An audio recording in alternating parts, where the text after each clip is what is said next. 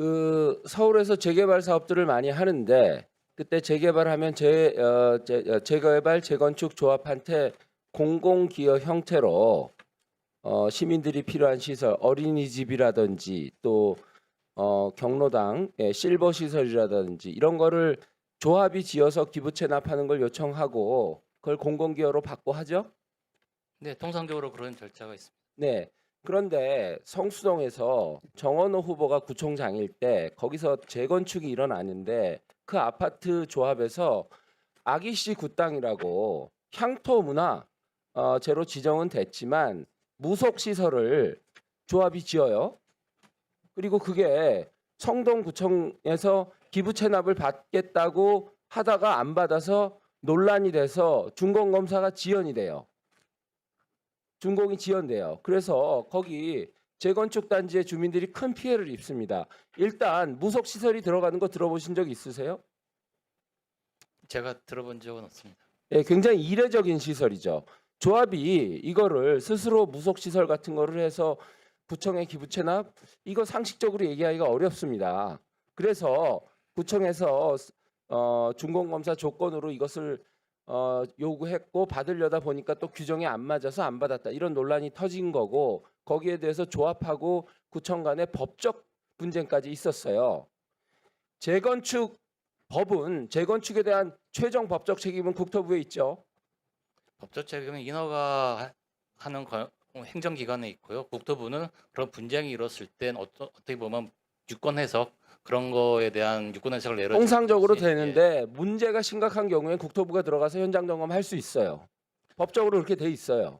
그러니까 최종 책임은 인허가를 내주는 기관의 장에 있습니다. 그건 맞는데 인허가한테 위임이 된 거지. 예, 기관장한테 국토부 권한이 서울시 구청장으로 위임이 된 거지. 최종 권한은 국토부에 있다고요. 맞죠? 어떤 최종 권한인지는 모르겠습니다. 지금. 법적 검토해 보세요. 네, 문제가 있는 건에 대해서는 재건축 단지에 대해서 국토부 장관이 들어가서 현장 점검하고 시정 조치 검토할 수 있어요. 이거는 오후에 추가 질의할 때 그 답변해 주시고. 행안부 차관님. 네, 위원님.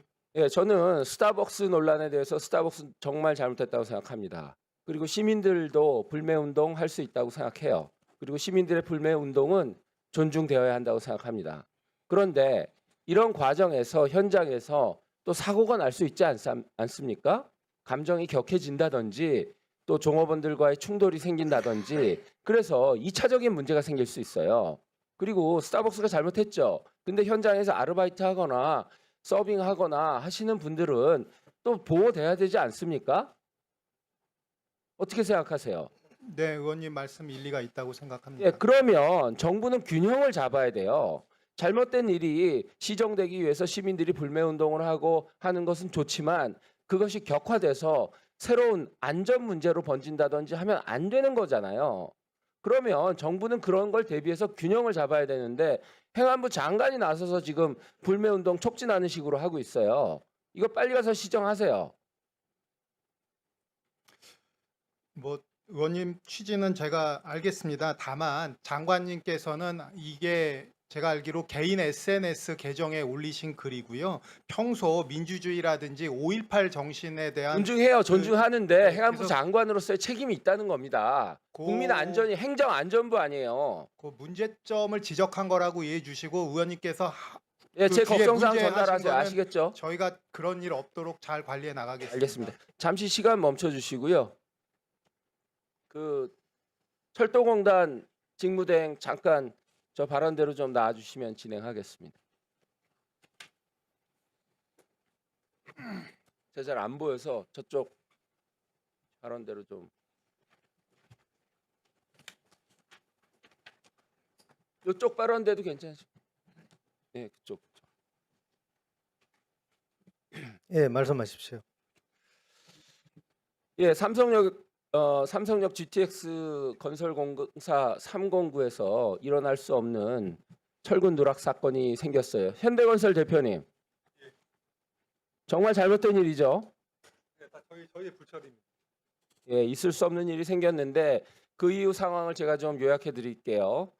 자, 작년 9월, 10월에 철근 누락이 있고 10월 말 11월 초에 다행히 이게 현대건설이 자체 파악을 해서 신속하게 서울시 도시기반시설본부에 알리고 그렇게 해서 보강 방안에 대해서 점검이 들어가고 그때 핵심 의사결정은 지하 5층서부터 다시 쌓아 나가는 것이기 때문에 철근이 하나가 빠졌지만 지하 2층 내지 3층 공사 때까지는 괜찮고 그러니 이거를 공기 지연을 해서 시민 불편을 가져오기보다는 지하 4층, 3층까지는 이어서 공사하는 과정에서 보강을 하자 하고 19차례 보강 계획이 논의가 돼요. 맞습니까? 현대건설 예, 대표님? 맞습니다. 예. 그래서 여기까지는 매뉴얼을 지킨 거예요.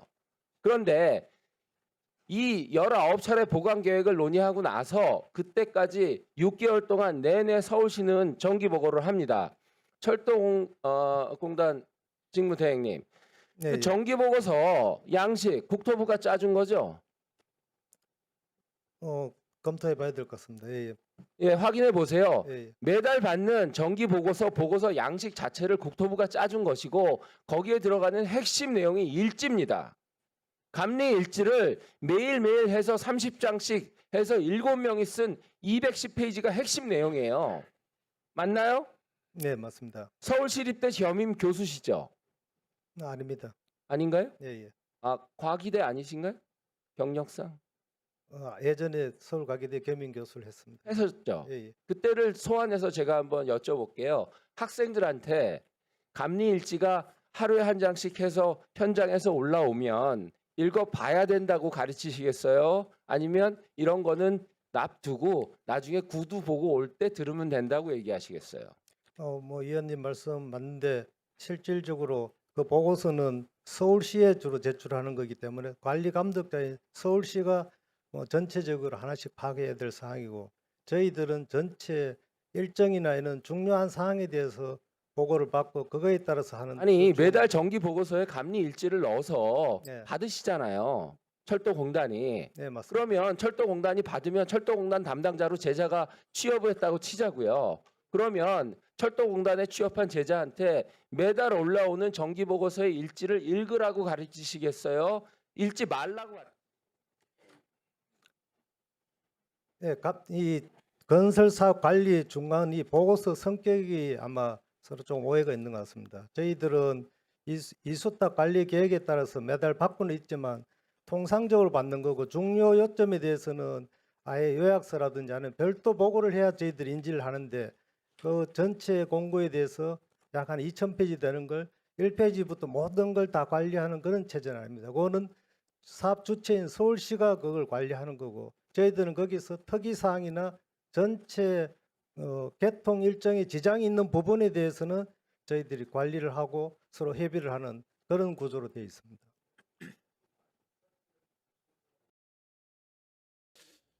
아닙니다. 이거는 오전에는 그냥 7분씩만 하겠습니다. 양해